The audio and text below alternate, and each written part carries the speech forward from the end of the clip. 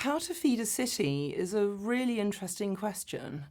And it's one that we don't tend to think about very much, which is odd, because if you think about it, a city the size of London has to have enough food to create 30 million meals, and it's got to have been produced somewhere, it's got to be transported, it's got to be bought and sold, somebody's got to cook it, we eat it, of course that's the bit we are conscious of, and then the food disappears somewhere down the waste system and it goes out of consciousness again.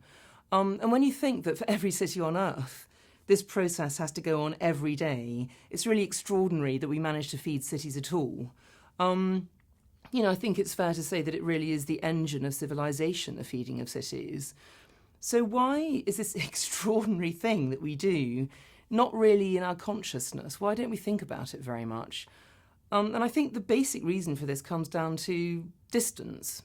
In other words, say you had bacon and eggs for breakfast. Where did that bacon and eggs come from? The thing on your plate, the food on your plate is a sort of microcosm of the world, and if it was an egg, the chicken that laid it might have been in somewhere different country, and the food that the chicken ate could have been grown thousands of miles away.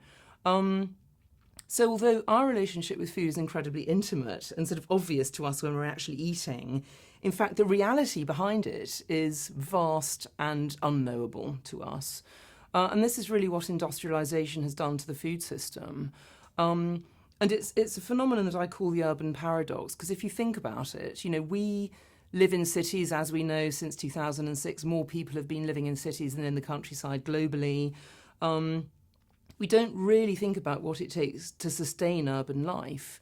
And yet without a productive hinterland, a countryside, if you like, to use an old-fashioned term, that produces the food for the cities couldn't survive.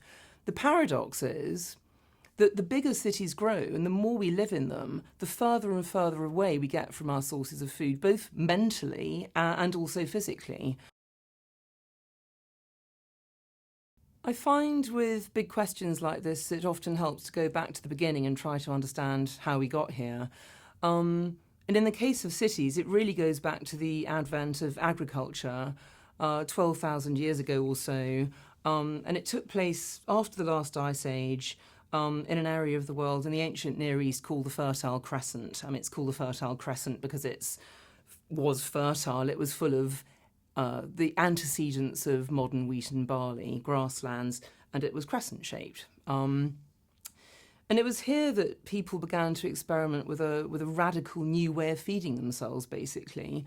Instead of hunting and gathering, in other words, instead of following food around, they came up with the radical idea of staying in one place and harvesting grasses. Of course, it wasn't easy, but critically in terms of the evolution of urbanity, if you're going to feed yourself from grass, you've got to be on the spot when it ripens. And hence we get the beginning of static farming settlements dotted around the Fertile Crescent, as I say, and elsewhere in the world indeed. So these farming settlements, which used to dot around the Fertile Crescent, gradually grew big enough that we can really call them cities.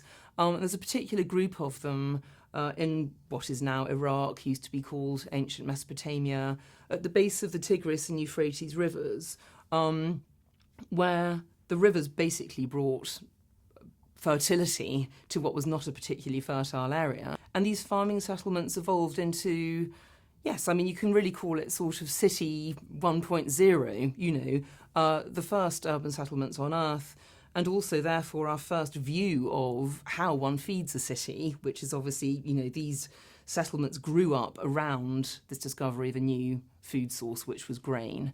So we can really say that grain was the first food of cities, and actually the interesting thing is that it remains the food of cities now. Anyway, it's interesting to look at these first settlements and say, how did they solve the problem of feeding themselves? The first obvious thing to say is that they farmed. And the second thing that we can see if we look at a map of the city of Ur, one of these original cities, is that it's very small. It's about 400 metres across the main urban area. It's very compact. You can't see it very easily on the map, but actually, the fabric was extremely close. There's almost no open space within the city at all. Obviously, it was on a river, and as I said before, the river was what brought fertility to this land, but also, water for irrigation. So the first urban earthworks ever were, in fact, the banking of the river and the draining off of it into the fields, and they had a very complex irrigation system that lasted the whole year. Interestingly as well, in the centre of the city, and again you can see it very clearly on the map, the biggest building is a temple. And actually what the temple did is not only serve the gods and create the sort of symbolic structure for the city, but also organise the harvest. So it was the temple that decreed which fields would be harvested first, which brought the grain into the middle of the city, offered the grain to the gods, and then stored it in an enormous municipal granary, baked it in temple kitchens, and then served it back to the people of the city during the course of the year. So really what we can say is that sort of the first attempt to feed a city consisted of something like a self-sufficient city-state with a dense urban core, with farmland all around, with a river running past, and with what you might call a large, spiritualised food distribution hub in the middle. Not all ancient cities were like that, and famously Rome went in completely the opposite direction. It had about 1 million citizens by the 1st century AD. And then the question arises, how do you feed a big city in the ancient world? If we look at a map of Rome's food regions, the regions that were feeding the city, it's extraordinary. I mean, it's basically the whole of the empire. And as we know, that encompassed the whole of the Mediterranean coast, quite a bit of the Black Sea, the North Atlantic coast as well. And really the only way Rome was able to feed itself was by importing food over water. And this is quite key, actually, because in the ancient world, if you think about it, transporting food for 1 million people, that's a lot of people, over land would have been impossible for Rome. I mean, just think of, enough grain to feed that many people sort of going over jiggly roads on ox carts and stuff. Completely impossible. In fact, it was about 50 times cheaper to transport food over sea than it was over land, which is why it was economic for Rome to import grain from Carthage and the North African coast.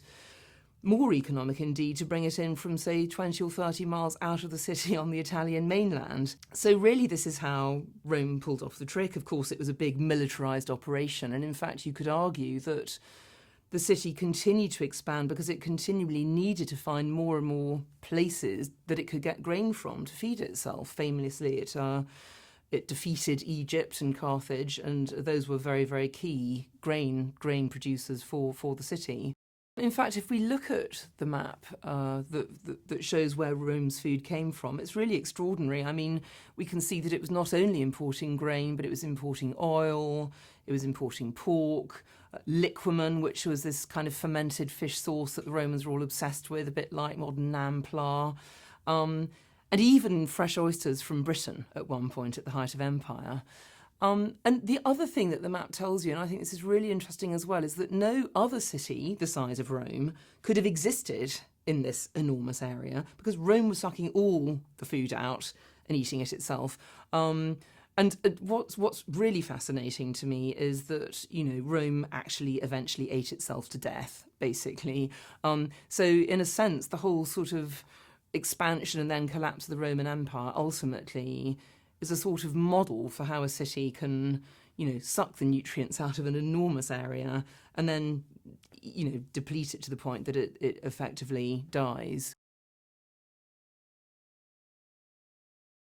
The first person to really ask the question how a city feeds itself in a formal way was a German landowner and geographer called Johann von Thünen.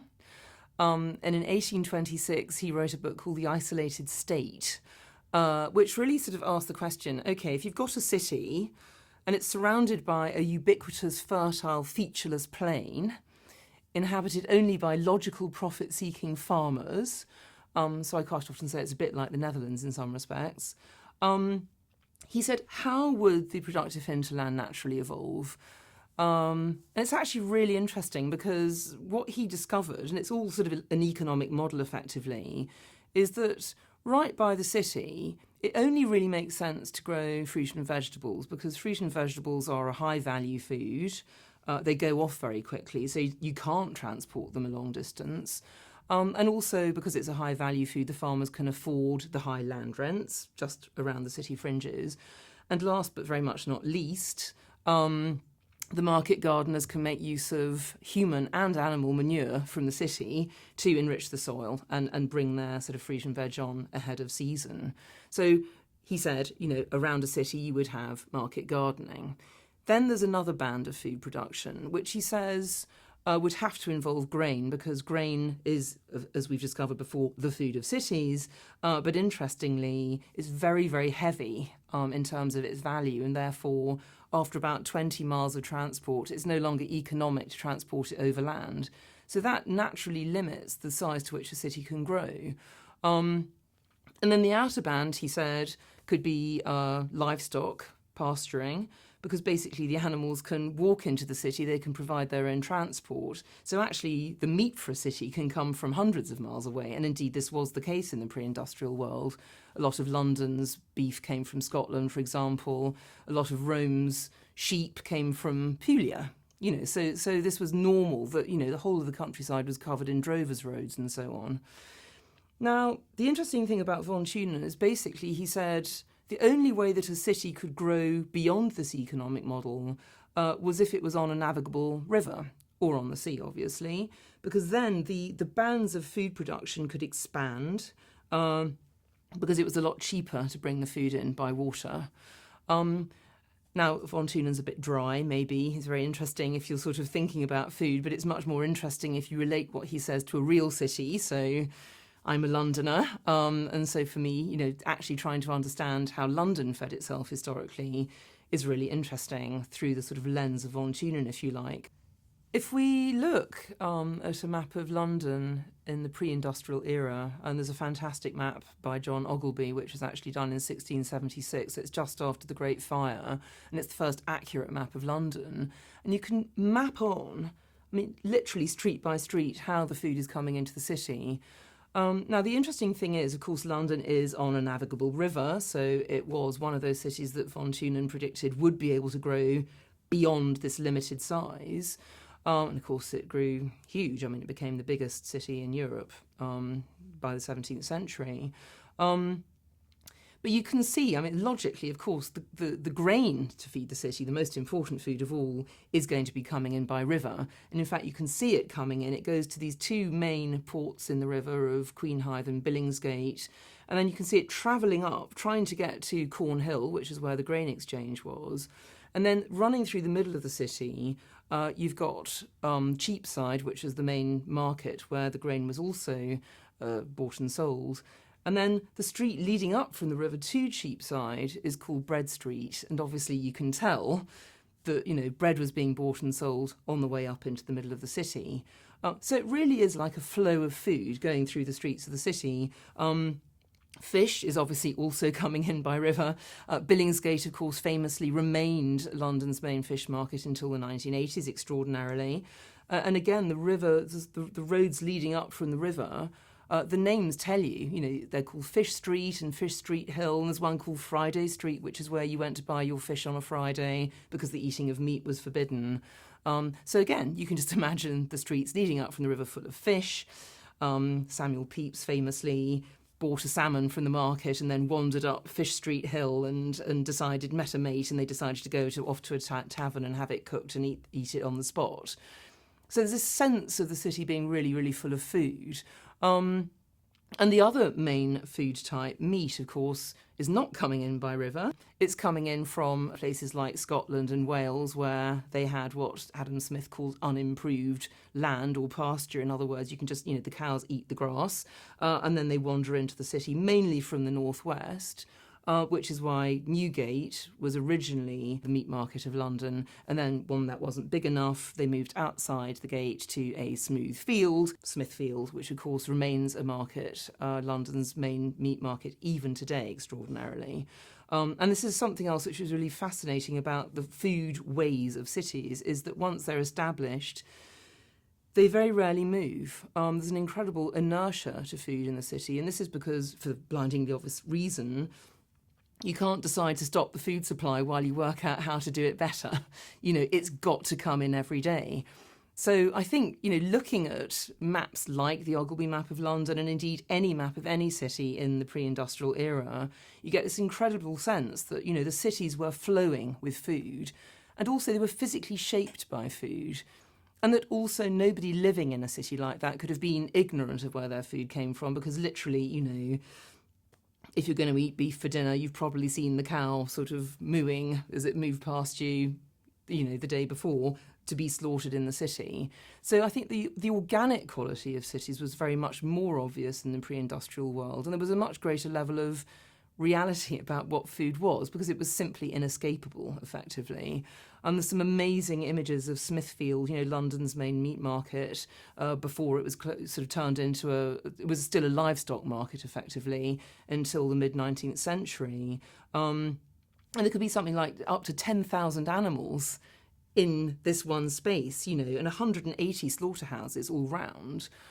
So you can imagine what that was like. In fact, there was an amazing description of it in Oliver Twist, where Oliver walks through, past all of these bleeding carcasses, and just, the noise and the smell and the sounds of that much, animal, brute reality in the middle of the city.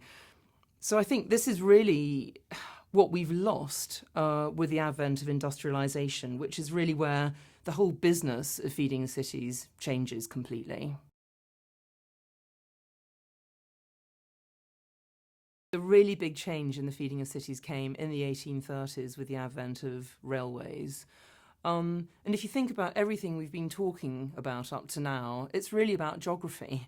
It's about geography limiting the size to which cities can grow, where they can grow, how the food can arrive in the middle of the city. And with the advent of railways, all this really gets turned on its head. In three key ways, actually, I would say. The first is that, of course, because, you can now transport food long distances and keep it, therefore, fresh, because it's coming in very quickly, you basically emancipate cities from this geographical tie. So cities are emancipated from geography. They can now grow really any size, shape and place they want to.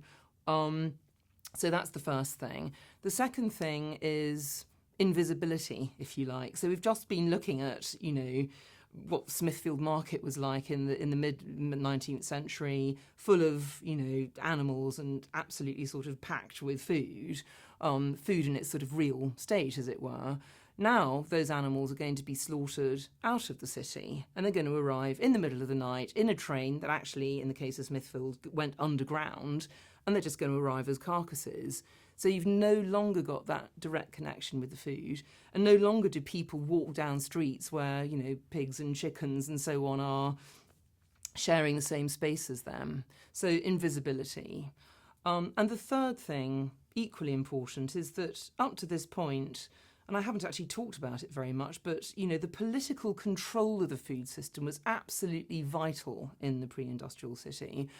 In Rome's case, for instance, the emperor was responsible for feeding the people, and this was his greatest responsibility. This is why Tacitus said that Augustus, won over the people when he conquered Egypt and gave them grain. So the political concentration, which really was every city's biggest headache, suddenly disappears, because it was always very, very difficult to control the food system. And city authorities now go, thank goodness we don't have to think about that anymore. Let's hand it over to these wonderful new food companies who are going to do all the work for us. So these three things really set the sort of the tone for the way cities are going to be fed ever afterwards.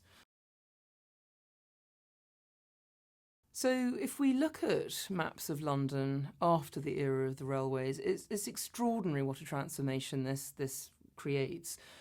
So a map of 1840 London, you can still see that the city is this fairly compact blob, not much bigger, in fact, than the Ogilvy maps show of 200 years earlier. And then very, very quickly, over the course of just a few decades, the city starts to expand. It starts to sort of come out along the sort of the lines of the railways and become, really a large metropolitan area for the first time. And of course, as this is happening to cities like London, in other parts of the world, the agricultural industrial landscape is also expanding in a similar way.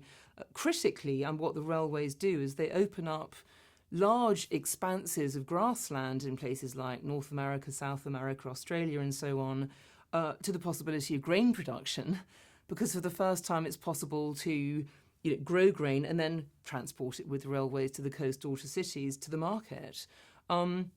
So this is the beginning of an enormous transformation of all of those New World landscapes. And critically, what it meant was that for the first time, there was a massive global grain surplus. There was so much grain, people didn't really know what to do with it. And then somebody came up with a brilliant idea of, well, brilliant in inverted commas, shall we say, of feeding the grain to animals, which is not something that, cattle, for instance, are designed to eat. They're ruminants. They're great at eating grass. But they can tolerate being fed grain. And so we get this beginning, really, of meat packing so-called, because originally the hogs that were fed on grain, or the pigs, were actually not only fed on it, but then packed in it so they could be transported. And that then transformed into a whole new industrial model of how to create beef cheaply, effectively, on this enormous grain surplus. Extraordinary landscapes like, in Chicago, in the United States, which became a kind of depot for the whole of the Midwest, all the grain coming into the city, and then these vast feedlots with, hundreds of thousands of cattle. In fact, 17 million cattle were being produced by 1870 in Chicago, and then getting canned or, increasingly frozen and shipped out all over the world to places like London.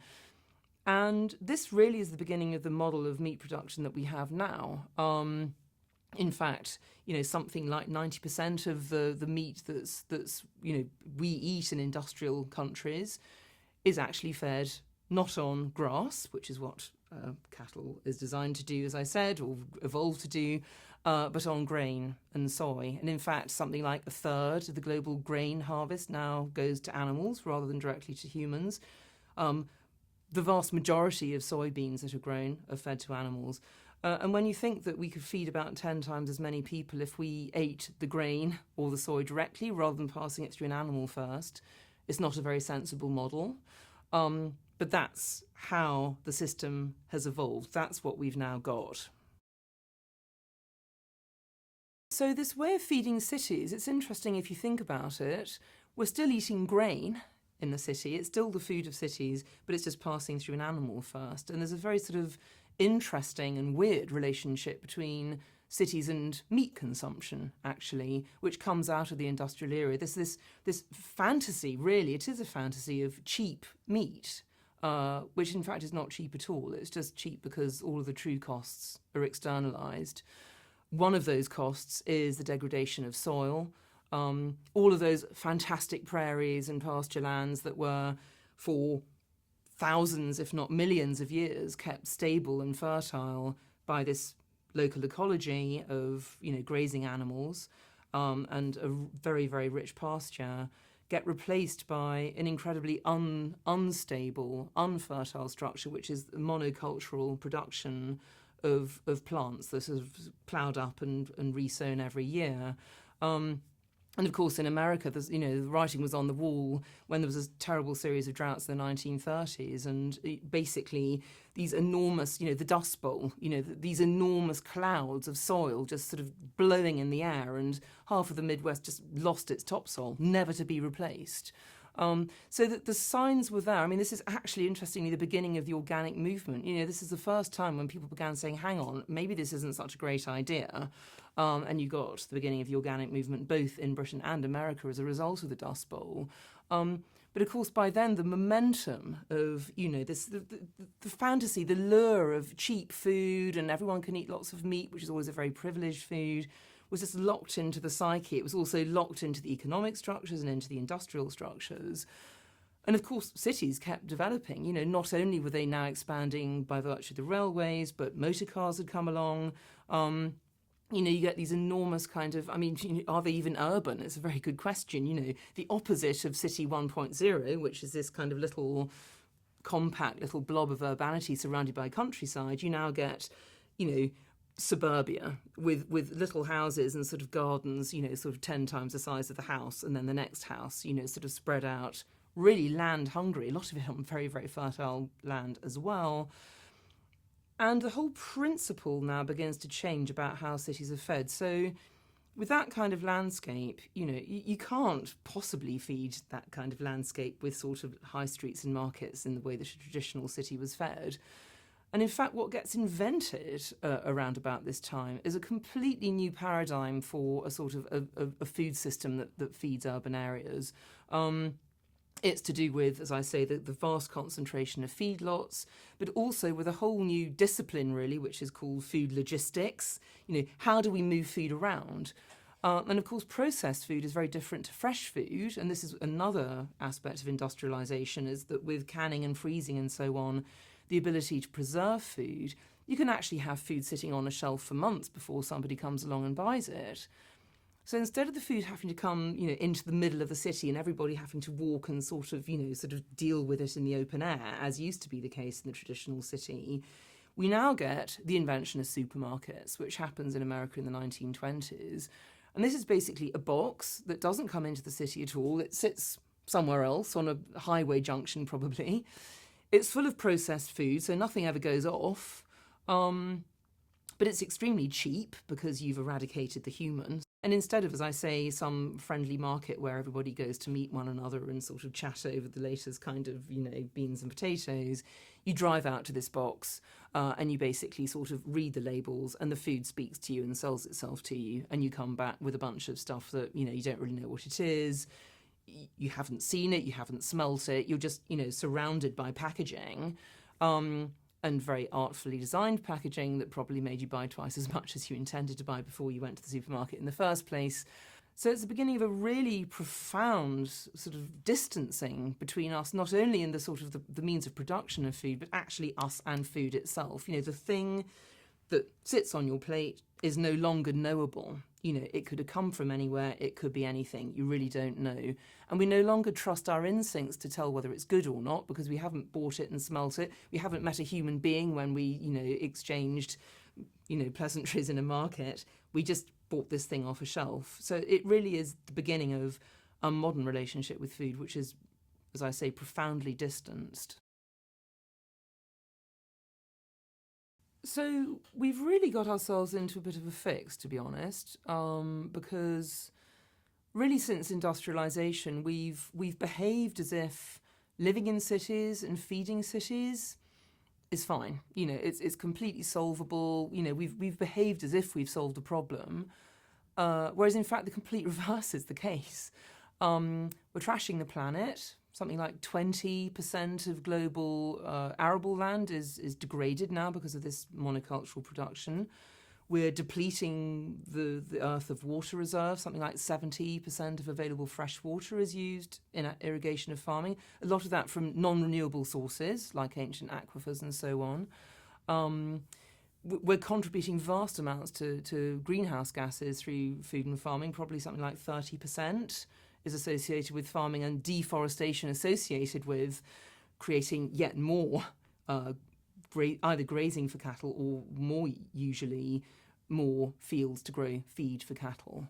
So it's not good for the planet at all. The other irony of the industrial food system is, although there's much more food around, the quality is nothing like what it was. It's amazing if you look at studies of, the nutrient content of a carrot now as opposed to what it was 50 years ago. It's got a fraction of the minerals in it because of the way it's produced. The kind of fat that's in industrially produced beef is omega-6 rather than omega-3. We're changing the whole balance of what we eat, and it's not good for our health. And of course, it's very unequal as well, because if you think about the shift of food systems being something that was politically controlled to being something that's controlled by the free market, then food no longer goes, it's no longer sort of incorporated, if you like, in the culture of how a city lives. It's no longer, visible and basically sort of done in a fair and democratic way. I mean, arguably it was never done democratically, but there was this sense of a city and all its citizens being fed.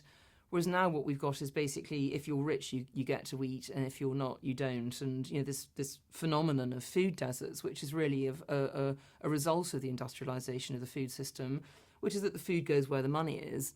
So you can look at maps of cities like New York and you can kind of see, the posh bits of Manhattan have got loads of fresh food in them, whereas areas like Harlem and the Bronx have almost no fresh food at all. Food is no longer available and it no longer flows in the same way that it did. It simply follows the money. So it's inequitable, it's unhealthy, and it's ecologically disastrous, effectively. And really the question then is, what are we going to do about it? Because this way of feeding ourselves is going global. Whether you call it the industrial system or the Western diet, but, the whole package, which is to do with thinking food is cheap, not really caring about it very much, wasting up to half of it, which is, basically in America, a half of the food produced is wasted, and we're not far behind in Britain. And not understanding that food is really the centre of everything. It's how we evolved. It's the centre of life, the centre of society, the centre of civilization, the most important thing that we have to do together. And we've just forgotten what this is. So really the question is, not only what are we going to do about this, but actually how can we start to reframe the problem of how to feed ourselves as something bigger, actually. The question is really not how we're going to feed ourselves, but what kind of life do we want to lead? Because, if you want to lead a good life, you have to have food at the core of it, and you have to have good food at the core of it. So the question of how to feed ourselves is really a question of how we should live. And, in a way, the only crumb of comfort that I can sort of offer at this point is to say that this is not a new question. In fact, it's probably the oldest question humans have had. How do we live? And obviously, how do we feed ourselves is a big part of that question. There's a long tradition as well with cities. People have always realised, really since the beginning, that feeding a city wasn't easy. And therefore, the question of how it was all going to keep going was a big issue. And in fact, if you look back as far as Plato, Plato's Republic is really, asking what an ideal society is, but he's also sort of recognising that, he lived in Athens, which was one of those city 1.0s I talked about earlier. In other words, a city-state or polis, dense urban blob with the countryside around it. And Plato recognised that there was a limit to how big the ideal city could grow before really what you wanted to do was to sort of say, you and you, go off and found another city because we're big enough, thanks very much. Then interestingly, he came up with a figure of roughly 30,000 as, plus slaves, by the way. But anyway, roughly 30,000 citizens as kind of the ideal size for a city. And this figure actually keeps recurring in utopian thinking. It's very interesting. If you look at Thomas More's Utopia, written in the 16th century as a sort of critique of London at the time, which is already growing big, because as I said, it could, because it was on a navigable river. Thomas More also sort of invents this fantasy world called Utopia, where really the way people live is in a series of semi-independent city-states, again limited in size to about 30,000, arranged in a network so that every city was about a day's walk from every other one. And actually the really interesting thing about Utopia is that everyone was food mad. In other words, they all sort of had gardening competitions and everybody farmed. Men, women and children farmed. It was the only activity that everybody in Utopia did. So even though Thomas More didn't frame it in this way, really, I think you could say that, his whole concept of how an ideal community might live was very, very food-based, actually. It was shaped by food. And another very similar example, from the early 20th century, Ebenezer Howard's Garden City is really kind of Thomas More with railways. So he also says, we've got to stop building these big metropolitan splurges, and we've got to have a series of semi-independent city-states, limited in size. He also comes up with 32,000 in his case, with one capital of 58,000. And all of these cities would have dedicated farmland around them, held in trust for the city, so when land prices rose, the city would actually benefit. I mean, it's an extraordinary and radical model. In fact, it couldn't be further apart from what we think of as garden cities, which is kind of pretty suburbia with nice cottagey looking houses. And of course, the irony is that, garden cities like Letchworth did get built, but not according to Howard's model. In fact, he stormed in protest off the project because the bit they didn't do was the really important bit, which was having the dedicated agricultural land actually considered as part of the city. And that really is the problem with utopia. I mean, if you look at the word, it actually has a double derivation from Greek. It can either mean good place or no place. And I remember sort of thinking when I was researching utopia, that's a real shame because, it's the best tradition we've got about thinking about how to live in a multidisciplinary way, and we can't have it. That's actually not a lot of use. But actually, I thought, well, it's interesting that all of these utopian visions actually do have food at their heart. So what would happen if we just kind of took the food bit out and used that? And I invented this word, sitopia, which basically means food place. Thinking actually we live in sitopia already. Our cities are shaped by our food, our societies are, our houses are, our daily habits are. What would happen if we just thought of ourselves as living in sitopia, not a very good one, and then used food as a kind of medium or lens to say, well, how can we make a better sitopia? So how do we make a better sitopia? Well, really, we have to think about food as something that flows through our lives all the time. If you think about a city, the food's come from somewhere, it's come from the land or the sea, it's been through some distribution centre, goes to a market or a supermarket, gets bought and sold, maybe is already being cooked, maybe we cook it, we certainly eat it, that's how we sort of, encounter this flow. And then, of course, we might waste it, and but eventually it ends up back in the land or the system again. So this is what we're dealing with. This flow can be addressed. It matters, how all of these bits come together. And what's interesting is that, it's not that mechanical because actually every element of that circuit, if you like, affects every other and is affected by every other via habits, thoughts, beliefs, preferences. I mean, something you might summarise as food culture, the way we think about food, the way we value food. So if we value food differently and begin to behave differently, that flow will change and the effects of it will change. So you're dealing with an active system and you're dealing with a system that you can actually intervene in, that we do intervene in because we eat every day. And then if you think about food culture in a broader sense, it really is about, as I say, the values that we have, but also, the food that we eat during a day or a week or a month, what that represents in terms of the world, the big picture. It really does have a profound, real effect on whether people have good jobs, whether landscapes are conserved or eroded. And also, whether we, exchange, loving moments with one another by cooking for other people or sharing food, So the way food is embedded in our lives really matters not only to us and to our quality of life, but to everybody else on the planet. It's all connected, basically. One of the things that becomes very obvious if you think about food or through food for any length of time is that you can't have a good life or a good society without a good food system. So the question then is, well, what does a good food system look like? And what's interesting is if you look at the one that we've got now, it really looks like a tree. So you've got sort of lots of producers up here, and then you've got a narrow bit, which is really, effectively the supermarkets, but also sort of large agribusiness companies. And then you've got lots of consumers at the bottom. So the producers and the consumers, of whom there are millions, are separated, I'm talking about the industrial food system now, by a very narrow trunk. And the trunk is power, effectively, because, if you have to go through a supermarket or you have to go through a sort of a big agribusiness company as a producer to reach a consumer, you don't have much choice about how to make that connection. And it is, it doesn't really represent the way one would sort of want to see a structure. If you imagine a democracy, as imagined sort of by all those utopians, is a sort of system where, everybody really can reach everybody else. That's kind of how the theory of a free market works.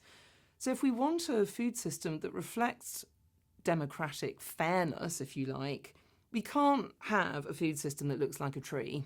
In fact, what we've got to do is find ways of joining those producers and those consumers many, many ways until we have a web, a mesh where basically everyone can reach everybody else. How do we get there? Well, we have allowed a huge amount of power to be consolidated in very, very few people with, in the way that the food system has developed. We have to address that. There's many, many ways of doing this. We need better legislation, we need international agreements. There should be checks on how big and how powerful food companies can grow. I mean, there's nothing more important than the food supply, as all of these ancient politicians knew, but we seem to have forgotten. So we need to address the power in the trunk, and we need to democratise the food system. And there are extraordinary projects all over the world where people are actually doing this. I think for me the best description of the way to affect this change is the one that Carlo Petrini, the founder of Slow Food, came up with. He said, we mustn't just be consumers of food, we must be co-producers, which means we must actually take an active part in how our food is made.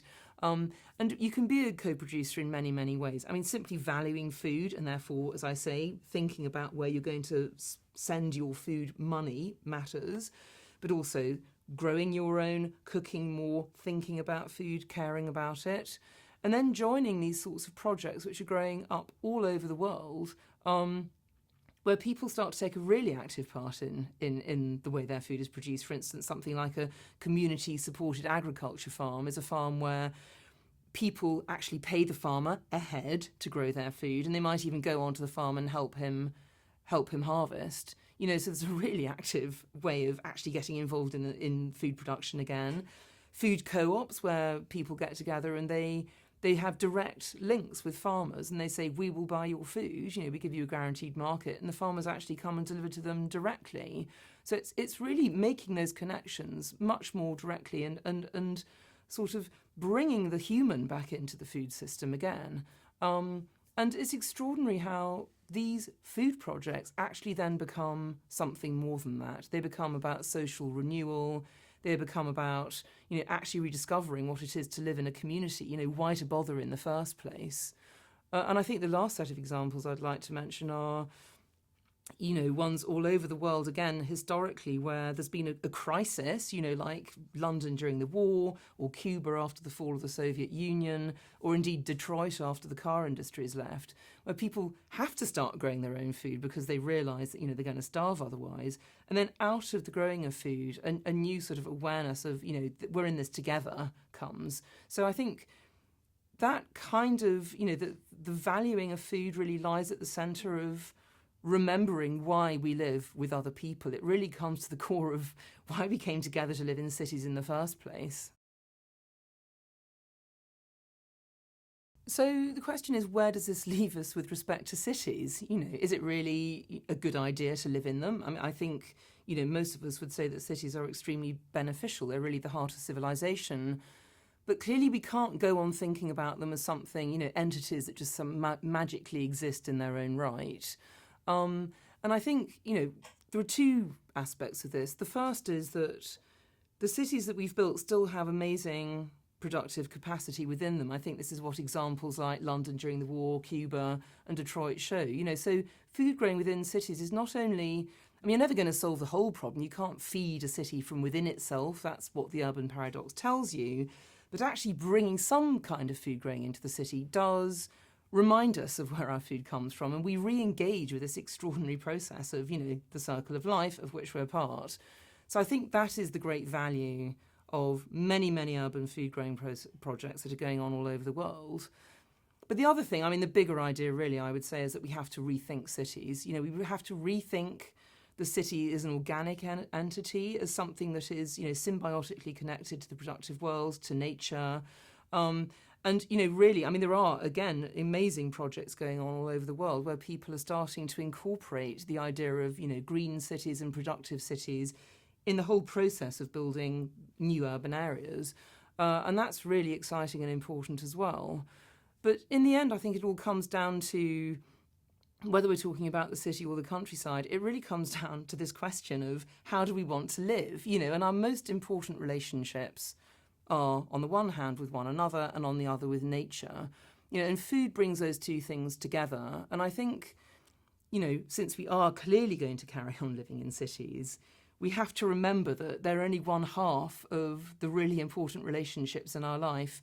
And I mean, I had personal experience just last year, actually, for the first time in my life. I actually I live in the middle of London, as is probably obvious because I keep talking about it. And I just acquired this little bit of roof space, outside the staircase that leads up to my flat. It's tiny, and I honestly had no anticipation of being able to grow anything on it, but I thought, well, let's give it a go. Got these seeds of these extraordinary Danish cucumbers. Actually, a friend of mine sent them over from Denmark and planted them in a couple of grow bags. And I really couldn't believe it. Over the course of 3 months, this kind of space that's been barren for the last 20 years suddenly had these vast kind of Jack and the Beanstalk plants on it with these huge cucumbers like marrows. I mean, I actually produced 10 kilos of food of these delicious cucumbers, which I then pickled. I'm still eating them now, sort of months later, off this tiny, previously barren space. For me, I mean, I know, people always go on about how sort of epiphanic it is to grow your own food. I mean, I'm here to tell you it really is. And, that's just a sort of one example, if you like, of how, the fecundity of the world is just there. It's just on our doorstep. If we can only just reconnect with it and rethink how we live through it, we can all lead better lives.